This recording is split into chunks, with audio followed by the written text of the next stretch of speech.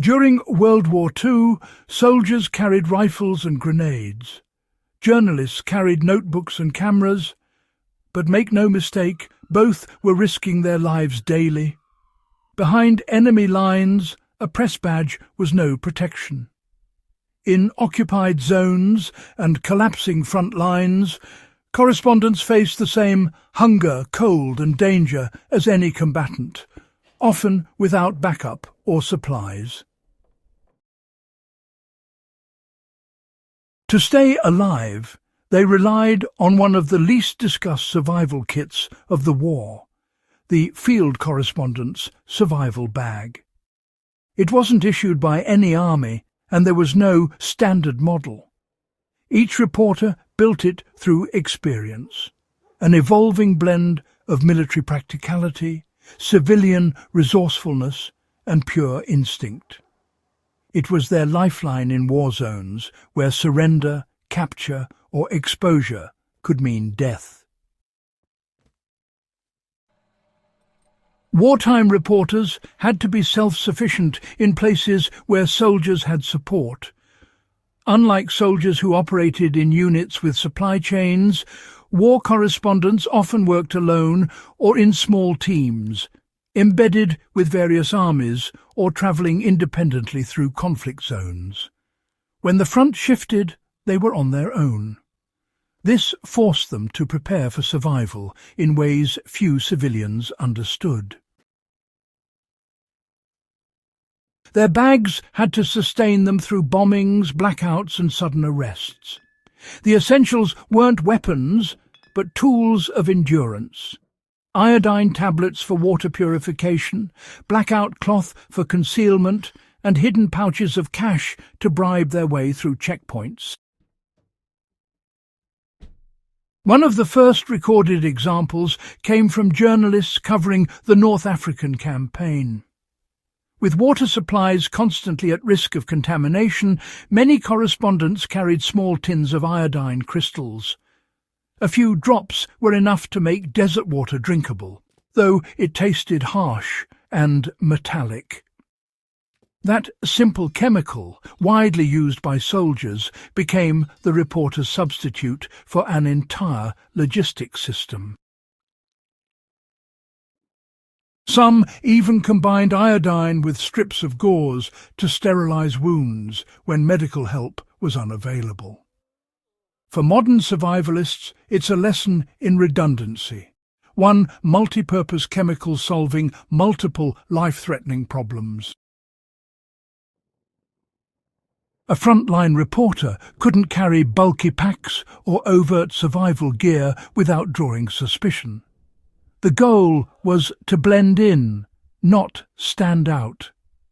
That's where blackout cloth came in, a length of dark, tightly woven fabric that could cover windows, light sources, or even the body when hiding from patrols.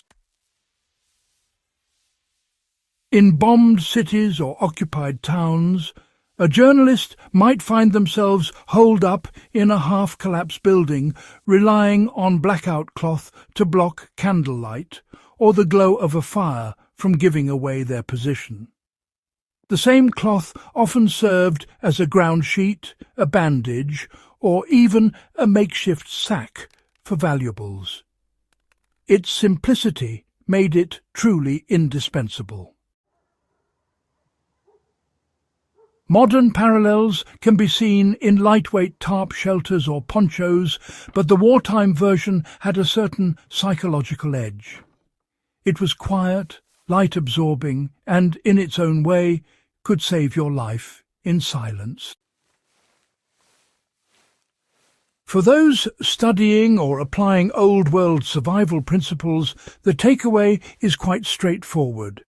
Flexibility and subtlety beat complexity every time.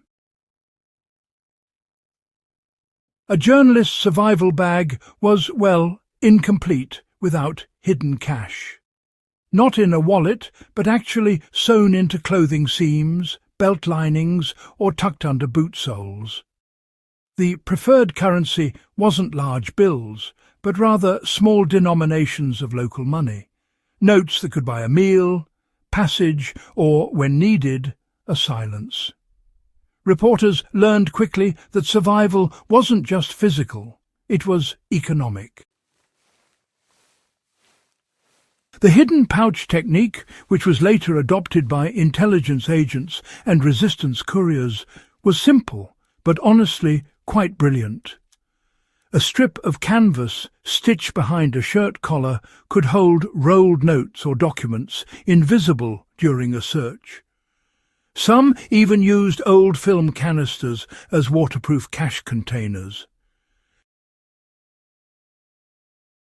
For modern travellers or preppers, the same concept applies. Always keep backup resources separated and concealed. A secondary stash, even today, can make the difference between being stranded and being saved. Reporters witnessed horrors daily: mass bombings, executions, famine, and often went days without proper food or rest. Their survival bags reflected that dual need for physical endurance and mental clarity.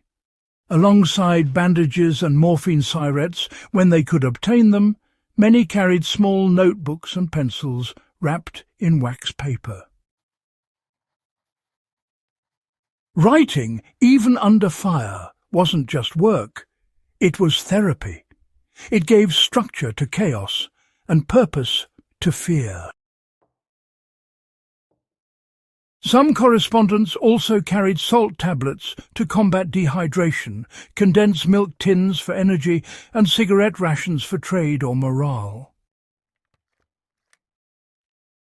Ernest Hemingway, who reported from the Spanish Civil War and later covered the D-Day landings, was known to keep canned food, whiskey, and a pocketful of aspirin in his field gear, a blend of practicality and sanity preservation. From a survival standpoint, the key insight is that morale sustains the body when rations run low. Whether through writing, journaling, or simply maintaining a small ritual, such as boiling water or lighting a match, consistency can keep the mind from collapsing under pressure. In the chaos of retreating fronts, losing direction meant losing life. Reporters couldn't rely on radios. Those were confiscated or jammed. Instead, many carried compasses sewn into jacket buttons or pocket watches. Some used small printed maps hidden inside the lining of their notebooks or camera cases. Others relied on coded notes, simple substitution ciphers or personal symbols to record information in case their notebooks were seized. These weren't tools of espionage, but of survival, allowing them to retain their work without incriminating themselves if captured. Modern equivalents of these techniques still hold value. A laminated local map, a backup compass, or even pre-written emergency contacts stored discreetly can, really mirror the self-reliant habits those journalists developed through necessity. What made the wartime journalist's survival bag so extraordinary wasn't its contents, it was its philosophy. Every item served multiple purposes, every tool earned its place through necessity. Unlike military kits built from regulation, these bags evolved from experience and improvisation. They were living systems of adaptation, refined by individuals who had no safety net and no uniform protection. When viewed through the lens of modern survival, their approach is honestly invaluable. Survival wasn't about carrying everything. It was about knowing what mattered when stripped down to essentials. The iodine tablet replaced a filter. The blackout cloth replaced a shelter. The hidden pouch replaced a bank. Every ounce was a choice between visibility and endurance. The forgotten survival bags of wartime correspondents remind us that knowledge and preparation have always been the real tools of resilience. Whether facing enemy patrols or a power outage at home, the same logic applies. Plan for scarcity, pack for silence, and move with purpose. If historical survival stories like this fascinate you, where human ingenuity meets endurance, subscribe to In the Beginning. Share this with others who respect forgotten skills and real-world lessons from history's most dangerous assignments. These journalists didn't just report the war, they survived it, one hidden pouch and blackout cloth at a time.